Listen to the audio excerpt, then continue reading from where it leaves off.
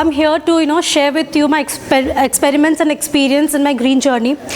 So I'll start with this small picture that we clicked while on a trip to Goa. What is that you see here? A beautiful sunset or a single-use plastic that has blocked the beautiful view. Okay, so the eco-conscious Rashmi would definitely think of the latter. And thanks to Suren and thanks to VFC for believing in me and giving me a direction to pursue my passion about environment through Reloading Green. We have attended and supported various eco teams in and around Bangalore, creating awareness against plastic, using alternatives to plastic, lake cleaning, bill-free trees, etc., etc. However, the more and more I attended such session, the more upset and disturbed I was. More and more upset and disturbed I was, owing to the fact that my everyday life, generates so much waste that just goes into the landfill when my city does not even have a place for it. So, is there anything that you and I can do over a day, a week, maybe a year, to stop this menace? So, the basics that I started with is to refuse every single-use plastic or single-use thing that comes into our life. Say you go to a coconut vendor, he gives you that plastic straw. Just say no to it, when you can very well use your sustainable alternatives. The spoon, the cutleries, the disposable cutleries that we get whenever you order food online. So just say no to things. It's all about demand and supply here. So the more and more no you say, the more you reduce the carbon footprint every single day that you have. So I have started using reusable plastic. The bottle that I have, the sustainable bottle that I have, I carry it to everywhere I go. Every the tea shop that I go, I carry my own cup just to save that piece of paper, which again has a plastic lining in it.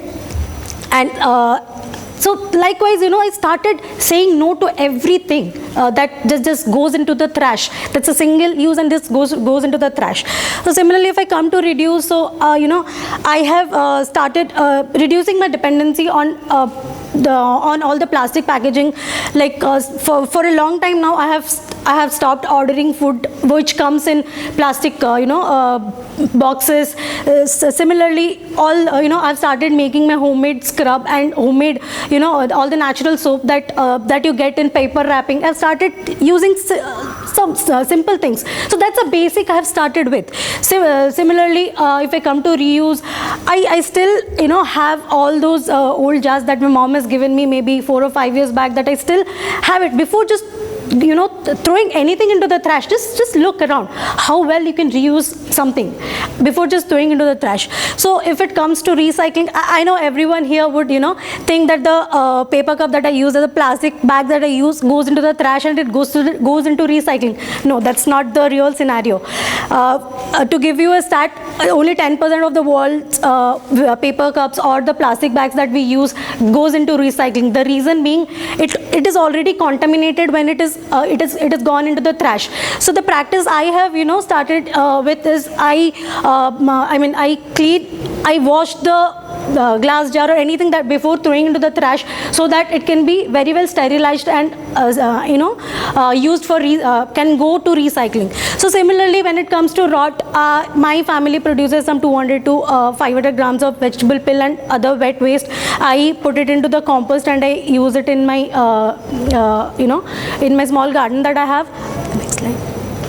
So these are the few, coming back to the first, R of waste management, that's refuse. These are the few, plastic bag or the straw or the cutlery, the spoon and cutlery that's, singly used and just thrown. You may feel gross by looking at it, but you and I've been using this every now and then.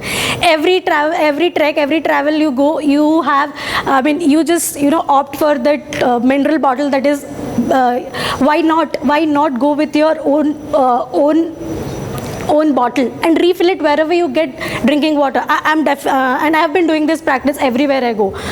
To any trek, anywhere, you definitely get drinking water. Natural. In fact, the spring that I'm telling with respect to my trek to Himalayas, that I took my bottle and every spring that we crossed, we just refilled it. That's how I have saved. And the next one. So that's the power of saying no over the past 1.5 years. That's the stats. I was amazed myself. While I sat and I was just calculating this stuff. So next. Yeah. So okay. So this is my journey till date, and still I'm learning more and more ways to live a sustainable life. So that's my compost that I was talking about. That's a compost that's a batch of compost that I got, or black gold that they call. I use it in my garden. That's whenever I have anything that's coming up in plastic in the market, so when there's an alternative to it, why not go for a green alternative? Like the dry waste bin, you see, that's what I use. I don't have a wet waste bin at home, and I don't use that black black plastic bag that you put wet waste in and you just throw that back. So likewise, I've tried something to do with the bioenzymes and the scrub that that's something I'm experimenting and still learning every other day. Over the last 1.5 years, the only regret that I had is, why didn't I start this earlier? Thank you.